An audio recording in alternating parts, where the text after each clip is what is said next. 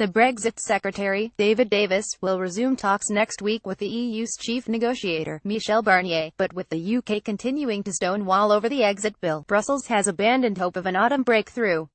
EU diplomats are grappling with how to deal with a weakened British Prime Minister who they believe has made compromises but has not gone far enough. Both sides are counting down to an EU summit this month, where EU leaders could offer an olive branch to a fragile Theresa May by starting to discuss the future relationship with the UK among themselves. But they have abandoned the idea of moving to the next phase of Brexit talks. Having watched the Tory party conference with grim fascination, senior EU negotiators want to send a positive signal to May, who has started to climb down from her hardline position. The Prime Minister has agreed the UK will pay €20 billion into the EU budget as the price of a transition deal, while British officials have quietly recognised that European law will have a direct effect in protecting the rights of EU citizens living in Britain.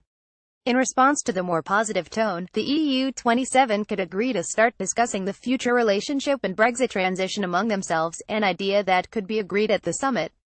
An EU discussion on trade, even without the UK, is intended to keep momentum in the talks, but falls way short of the detailed negotiations Davis has been angling for.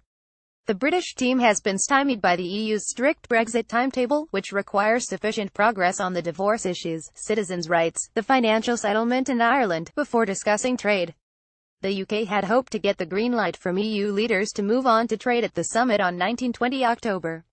But in Brussels it is almost a foregone conclusion that EU leaders will decide more time is needed to sort out the divorce.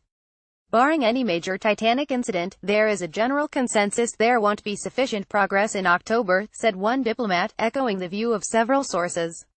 But even if the EU starts to discuss the future, Brussels believes the UK does not know what it wants.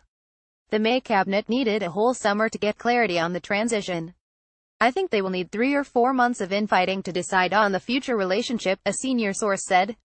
The real drama for me is where the British government will be in 6 weeks' time, the source added, referring to May's fragile position and the jostling to replace her at number 10.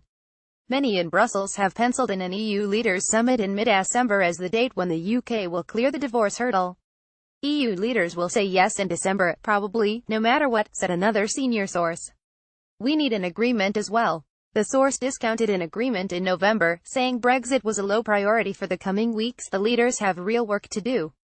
Brexit is not real work, it is an accident they have to solve. Meanwhile, EU negotiators are confident the UK will next week make further concessions towards their position on citizens' rights in contested areas, such as family reunification, but also on the red-button issue of the European Court of Justice (ECJ). Senior Brussels players are encouraged by the signals they detect from the UK on citizens' rights and are crossing their fingers for substantial progress. But they expect to be disappointed on the Brexit divorce bill and Ireland. The Prime Minister's tacit admission that the UK would pay into the EU budget 2 years after Brexit has improved the mood, but there is renewed impatience over when the British will spell out what else they will pay. Davis has said the UK has moral obligations to the EU, but even senior British civil servants have been unclear what they are. France and Germany are upholding the EU's strong line that the UK must sign up for a share of the EU's unpaid bills and officials' pensions, tripling the sum May has promised. On Ireland, both sides are tiptoeing around the acute problem of whether the UK's exit from the single market and customs union will lead to a hard border, either between north and south or a sea border. Both sides are worried that a hard border would reignite tensions in Northern Ireland. Neither want to say there could be no alternative. On the ECJ, outlines of a compromise are beginning to emerge. The British Supreme Court would not be obliged to refer contested cases on citizens' rights to Luxembourg, but if they did, would have to accept an ECJ verdict. If accepted by member states, this would also be a concession by the EU, which has said the ECJ should be the final arbiter on citizens' rights.